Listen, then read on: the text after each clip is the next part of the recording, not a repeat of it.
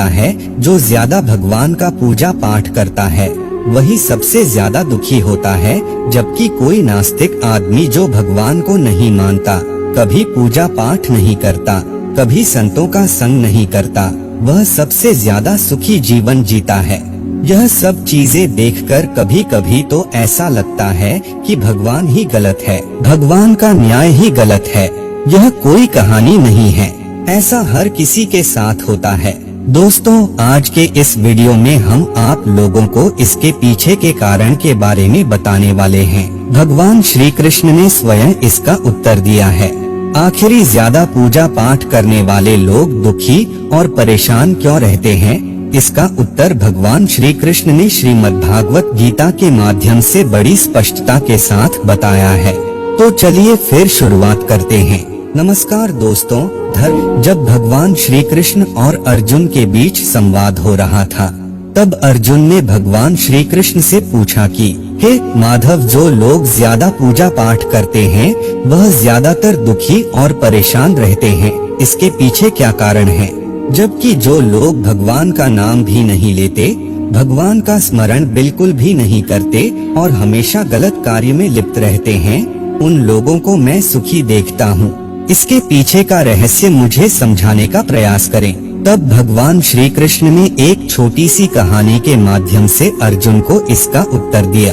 आइए जानते हैं उस छोटी सी कहानी के बारे में। दोस्तों, एक गुरु के दो शिष्य थे, दोनों ही पढ़े लिखे विद्वान थे।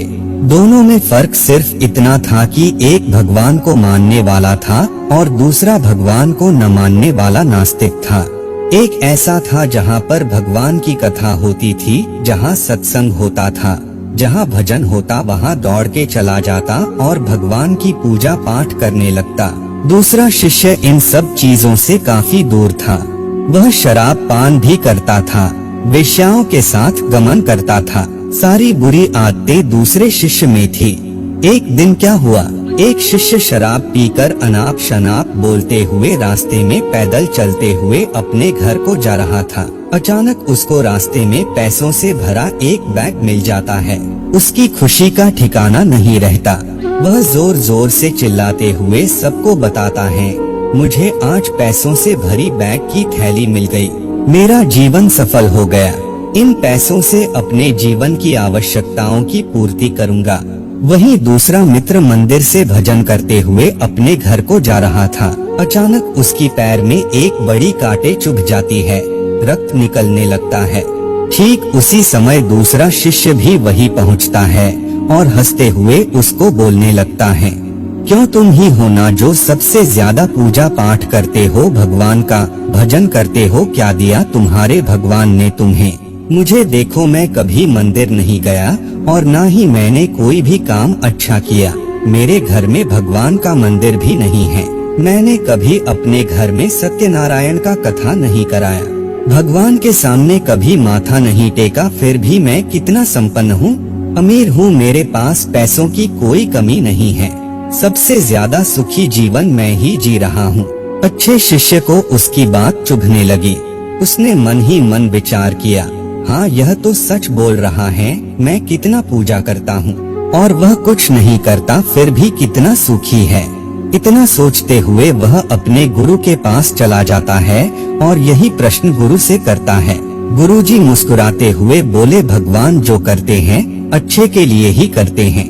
जिसकी जैसी योग्यता होती है उसको उसी के अनुसार फल देते हैं।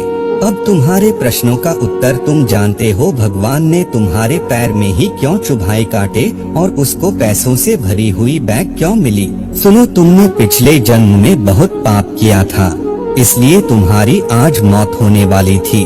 तुम बच गए क्योंकि तुम मंदिर गए थे, तुमने भगवान की पूजा की थी। यही एक कारण है कि तुम्हारी मौत न होकर सिर्फ एक ही कांट चुभा। अब तुम्हारे मित्र की बात करते हैं। पूर्वजन्म में वह एक संत महापुरुष था, इसलिए उसकी आज किस्मत बदलने वाली थी।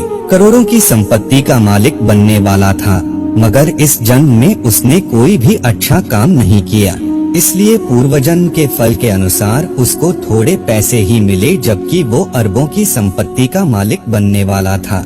भगवान को दोष देना छोड़ दो, अपने वर्तमान के समय का सदुपयोग करो, भविष्य अपने आप सुधर जाएगा। इस प्रकार उसकी आंखें खुल गई और वह फिर से अपने पूजा पाठ में लग गया। तो दोस्तों, आज